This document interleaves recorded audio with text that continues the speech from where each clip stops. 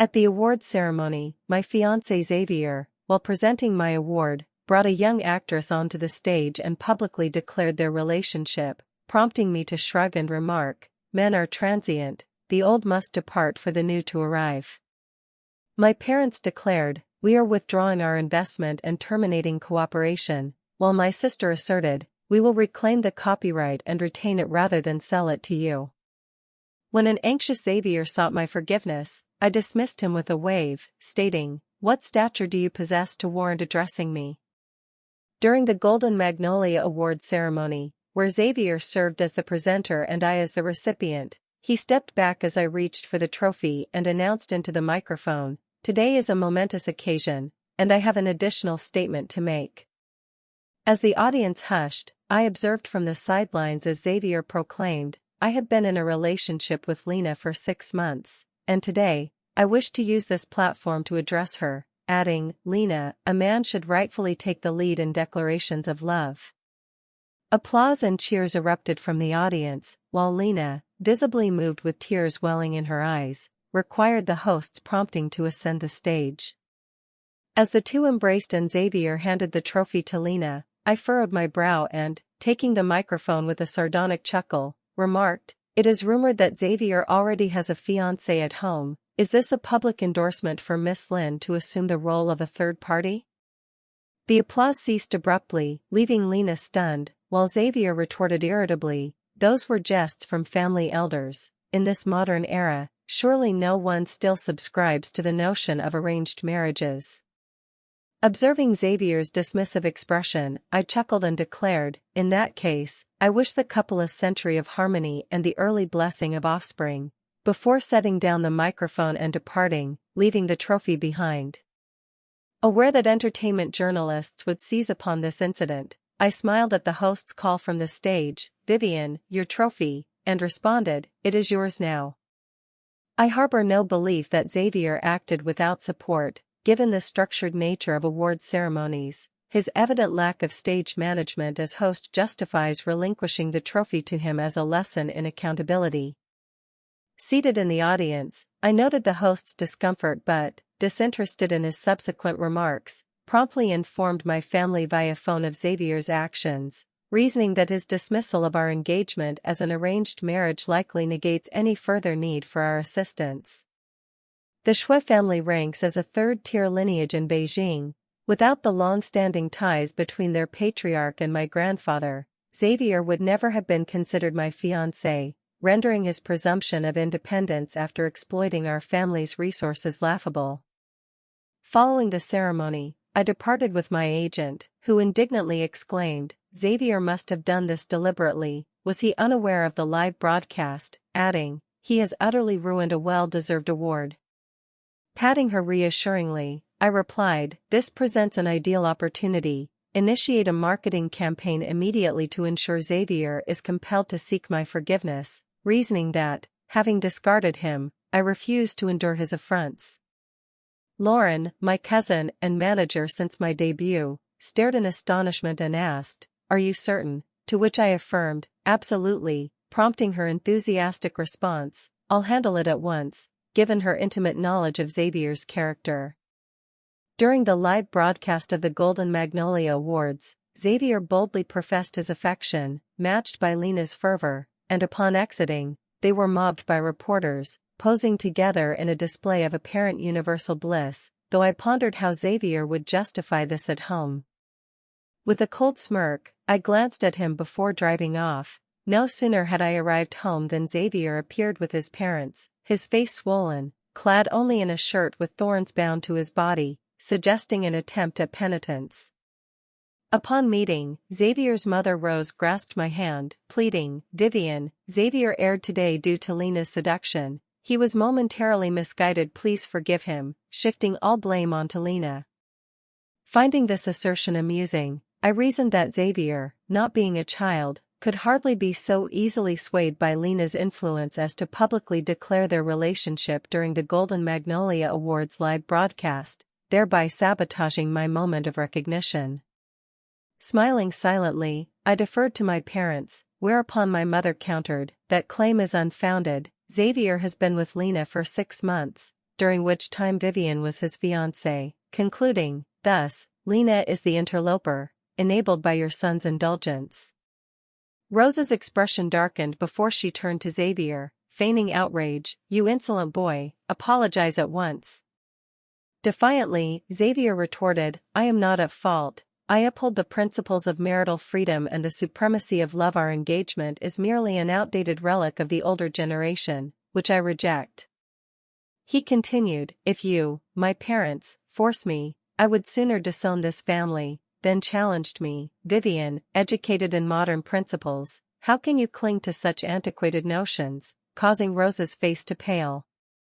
Henry, Xavier's father, struck his head lightly, admonishing, "Be silent if you cannot speak sensibly." My mother, with a wry smile, proposed, "Given this stance, let us dissolve the engagement and exchange tokens," to which my father agreed. Indeed, the youth have their own convictions. Forced unions are ill-advised. My parents, considering the long acquaintance between our families, deemed it futile to compel an unwilling Xavier, unwilling to see me demean myself by vying with Lena for his affection. They reasoned that if one suitor fails, another may suffice, with my mother adding, "True, but post-dissolution, our family shall have no further ties, and all future collaborations will cease, establishing our firm boundary." Intent on a swift resolution to avoid entangling me in a tawdry love triangle, my parents acted decisively, though Rose misconstrued this as our concession, promptly producing the engagement token evidently kept on hand, eager to retract which my mother verified before returning their family jade.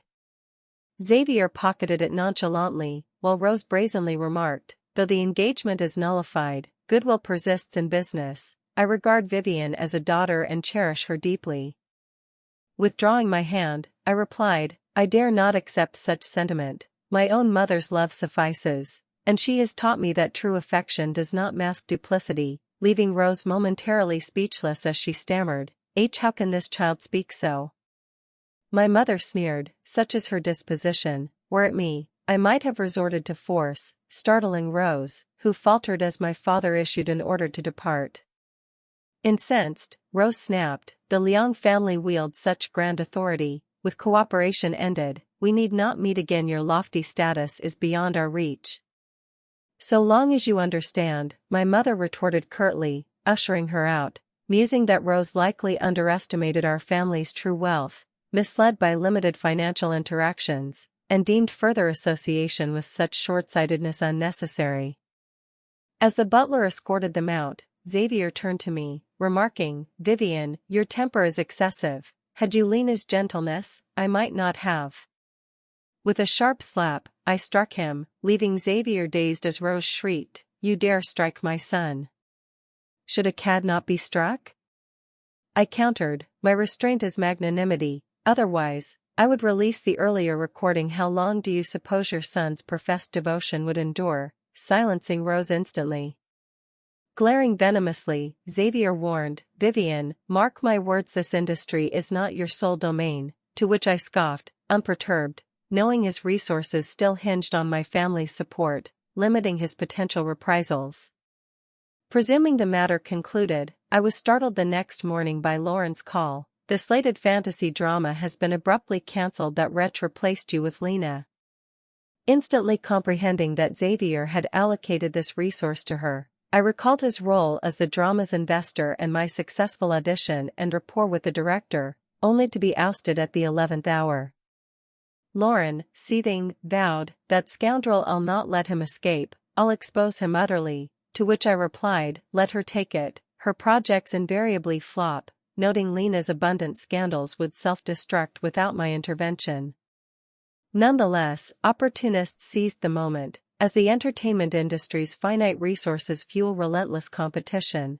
Though I initially dismissed it, lamenting the IP's ruin by this reprobate, others recklessly provoked my ire.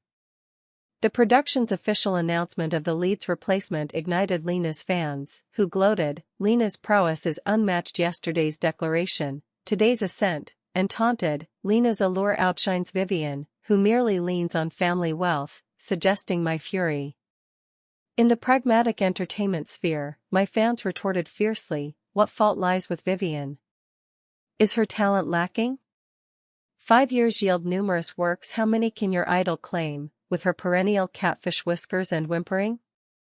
They continued, that face has morphed repeatedly now. Version 3.0, has it stabilized, or will it shift again in 2 years, identifiable only in credits? As the factions clashed, Xavier's supporters joined the fray, chanting, "Our sister-in-law excels, Vivian should exit the industry." They added, "Vivian's face is unremarkable. How much hyaluronic acid darkened it last night, beyond any whitening serum's rescue?" Amid the escalating fan war, many inundated my comment section with messages, imploring, "Sister, will you not respond?" Seeing their defense, I posted, "Currently on hiatus, I'll rest before resuming the fight," assuaging my fans and quelling their fervor temporarily. Yet Xavier requested a meeting, citing our prior engagement and intertwined interests, aligning with my intent to clarify matters definitively. Arrogantly, Xavier tossed a stack of documents before me, stating, "You cannot star in 1,000 Miles of Peach Blossoms. This is your compensation," prompting my derisive laugh, "A rubbish script, discarded even by Lena, I presume?" He persisted, "Vivian, though a web drama, its antagonist is compelling and memorable, perform well, and success is assured. It suits you perfectly, a natural fit," until Lauren interjected, "Xavier, your judgment is utterly flawed." Restraining Lauren, I confronted him, "If I cannot perform in 1,000 Miles of Peach Blossoms, neither shall Lena. Xavier, have you secured the original novel's copyright?" Stunned, Xavier stammered, "What do you imply?" "Of course I have the copyright. I warn you, harm Lena, and I will not spare you." Smirking, I declared, "Let merit decide. Henceforth, we are adversaries. If you dare divert my resources to Lena, I shall claim your projects, and we shall see who prevails." Enraged, Xavier snapped, "Vivian, you overstep. On what grounds?" To which I turned with a cold smile, "On my own merit, Xavier. Await my triumph. This IP will be mine, and your theft of my lead role will bar her from this production." Exiting his office, Lauren inquired, "Have you a strategy? Where can the copyright be acquired?" The original author remains elusive, unreachable to them. I explained, "This exposure aims to coerce the author's emergence. They claim negotiations with the website are settled, yet it is futile. However well they bargain, it avails them not." Astonished, Lauren pressed, "What do you mean?" To which I replied, "Are you unaware? The author is my sister. Why would she sell to others?" Leaving her dumbfounded as she gasped, "Sienna is the author?" Dialing my prolific yet temperamental sister, I roused Sienna from sleep, her tone icy as she threatened, "Vivian, unless this is dire, disturb my rest, and I'll end you." Undeterred by her volatility, I sighed, "I've ended the engagement," to which she responded, "Good riddance. He was unworthy," before I added, "Yet he assigned 1,000 Miles of Peach Blossoms to Ling Ji, though you hold the copyright," prompting her furious, "What? I was nearing a contract. That wretch. Don't sign, sell it to me." Laughing, Sienna agreed, "Family needs no formalities. Since he vexes you so, it's yours," somehow persuading the website to yield, officially proclaiming the copyright as mine. Lauren and I established a new film company, assuming control as proprietors. Overnight, 1,000 Miles of Peach Blossoms surged in prominence astonishingly. After the morning's lead replacement announcement, the role reverted to me by afternoon, though I opted not to act, ensuring Lena's exclusion. Infuriated, Xavier phoned me, demanding, "Vivian, what machinations secured the copyright for you?" I retorted, "Nothing extraordinary. Perhaps my wealth surpasses your miserliness. As producer and investor, are you willing to invest? Your paltry sums expect the author's allegiance. How naive. Lena truly suffers, tethered to such a parsimonious fool." My barrage of mockery left him speechless with rage. After hanging up, I blocked him and appended on Facebook, "Certain individuals should not falter. I am merely endowed with modest means." This provoked a collapse among Xavier and Lena's fans, who railed, "Vivian, how shameless, exploiting your family's wealth to seize resources," and cried, "Unprincipled capitalist, boycott the Leon family." Uncover their business dealings. Laughing, I perused their comments, selectively responding. Indeed, I wield my family's wealth unabashedly to command my destiny self-employed, unbound by others' whims. Dissenters may endure it, or persuade the author to favor you. Our family crafts fishing rods, boycott at your leisure. Jesting aside, anglers care little for entertainment feuds. Boycotting our wares would merely deny them superior rods, a quip that sent my fans into hysterics, exclaiming, "Vivian reigns supreme," and no wonder she claimed a respite she aimed high. 2 hours reclaimed the field. They vented, "Yesterday's ceremony enraged me, the recipient was the star, yet Xavier usurped the trophy for his girlfriend's announcement, shameless." The host, utterly blind, failed to manage the stage. Bolstered by my support, my fans overwhelmed the organizers, who, hosting the Golden Magnolia Awards for years, never anticipated a courtship spectacle.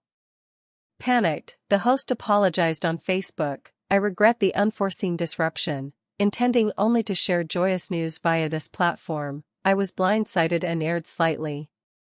Tagging me, he noted, "Your trophy remains," inciting my fans and onlookers to retort, "A slight error?" This was Vivian's inaugural Golden Magnolia in 5 years, a milestone you permitted Xavier to mar with his canine antics. Passers-by added, "Even I deemed the host unprofessional." Years in the field, yet you idle, yielding to chaos, your ineptitude is evident. A veteran host with a tarnished reputation, he crumbled under my scrutiny, sparking a public spat I hadn't foreseen, until Lena intervened. She declared, "I appreciate your concern, I am well. Please focus on our work as I persist against capital's might." Her words cast me as a malevolent capitalist, portraying her as a valiant underdog, instantly undermining my stance with an air of contrived inspiration. Amused by her label of me as a nefarious capitalist, I wondered if Lena feared no repercussions. Aware of my influence, she defied and mocked me, likely emboldened by Xavier's backing. Reflecting, I realized Xavier's ignorance of our family's true power fueled his audacity, necessitating a lesson in consequence. With 1,000 miles of peach blossoms copyright mine, I launched an online casting call, replacing the prior director with renowned Daniel, whose involvement garnering widespread attention elevated the IP's allure, given his track record of hit dramas. Though some whispered of my capitalistic tyranny, the project's allure drew participants. My team, while not peerless, wielded an IP coveted by many. To avenge me, my sister signed over 3 top-ranking, perennial chart-dominating novels from years past. Fans flooded Sienna's Facebook, raving, "Did Vivian save your life in a past existence to earn all these novels?" And Sienna, signal coercion with an avatar change. Sienna promptly updated her profile with my set photo, dumbfounding all as my fans erupted in glee. They crowed, "I told you it's genuine affection, disbelievers. What capital could compel Sienna to surrender 3 novels willingly?" Critics challenged, Sienna's prolific some 20 works, dare to grant them all, to which she unabashedly responded on Facebook, "I collaborate solely with Vivian, more copyrights are in negotiation, please lend your support," inciting envy among detractors at my formidable backing. Skeptics scoffed, "Is the Liang family truly unchecked? I must unearth their secrets," to which I laughed, "Scandals. My father's state-requisitioned carbon fiber rod ensures his lifelong security." My father countered the Xue family's antics, Xavier's persistent meddling and hired trolls besmirching me, even alleging illicit ties with the author or coercion via power and wealth. I chuckled at these rumors, a pity their authors squander such fiction-writing flair. Infuriated, my father relentlessly targeted the Xue family. I remained indifferent, but as casting proceeded, I excluded Lena first, prompting Xavier's furious visit, halted by security downstairs. After I blocked his calls, he reached Lauren, who, bound by industry courtesy, answered, relaying his demand, "Pass the phone to Vivian." Taking it, I heard him assert, "Vivian, your ruthlessness aims to reclaim me, yes? It's futile, but I'll offer a chance, dine with me tonight, and let Lena audition." Laughing, I retorted, "What brand of delusion inflates you so? What suggests I seek your notice? Unconvinced, Xavier pressed, why else this grand display, if not to sway me? Rest assured, I won't relent. Interrupting with exasperation, I snapped, nonsense. Without me, your resources are worthless. Examine yourself. And heed this, your girlfriend's purity is dubious. Wishing to spare the Schwe family ruin, I cautioned him kindly, only for Xavier to misconstrue it as malice, shouting, Vivian, you're vile. Vile? Before I could retort, he hung up. I blocked him via Lauren's line as well.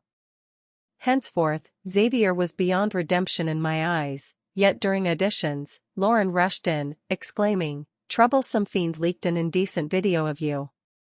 Viewing it on her phone, I noted that despite our engagement, Xavier and I never overstepped, let alone such compromising photos. Engrossed in my career, where would I find time for such folly? Shaking my head, I directed, contact the police, to which Lauren replied, done, but it's graver than anticipated with your prominence, my Facebook is inundated. Comments flooded in, disgusting. Vivian's public purity masks private debauchery, such a figure, how much per encounter, and how many elites have you serviced? The copyright likely came from groveling. As vile remarks assailed me, a hand snatched my phone, advising, avoid these baseless slanders, with police engaged, entrust the rest to legal counsel. May I focus on my audition? Gazing at Martin, auditioning earnestly, I paused, then smiled, apologies, let us proceed. Lauren, stunned, remarked, you're both theater zealots still auditioning now, to which I thought, what else? With momentum unstoppable, no one shall hinder my ascent. Delegating expertise to specialists, I instructed our legal team post-report to track and sue all disseminators and detractors. Wealth affords me indifference to apologies, only their penalty suffices. On Facebook, I stated, this is AI-altered imagery, discernible to the astute. I've alerted authorities and will relentlessly pursue those defaming me. I added, justice is vast yet precise, hide behind screens, and still I'll find you, modern technology far exceeds your reckoning. Perhaps my firm stance spurred apologies en masse beneath my post. I rejected them, deletion avails not, for I can trace you still. I declared, your keyboard vitriol is repugnant, yet your cute apologies are viler, unapologetic. I'd respect your resolve, but your sniveling pleas disgust me. My candidness earned applause, with Martin commenting, aptly said, cyberbullying is deplorable, disseminators commit crimes warranting imprisonment. Martin's lead prompted industry peers to defend me, unsettling Xavier further. Realizing his family's third-tier status relied on ours, he capitulated after my father thwarted 6 Schwe projects. My mother left them waiting until Rose, exasperated, ventured, in-laws. Interrupting, my mother clarified, I've stated we're no kin, cease such terms, my daughter's future marriage remains ahead. Shamelessly, Rose pressed, oh, they're childhood sweethearts, why not unite our houses, even if my son joins yours? She beckoned Xavier, who remained still, as my mother smiled, I've long advised against contact, state your purpose plainly today. Embarrassed, Rose conceded, I'm here to apologize, please spare us, our family cannot withstand this. My mother stipulated, very well, Xavier must confess he and my daughter were betrothed, with Lena as the interloper, only then will I relent. Xavier, collapsing, refused, I won't admit it. Lena and I share true love, prompting my mother's shrug, then I'm powerless, as she signaled their exit.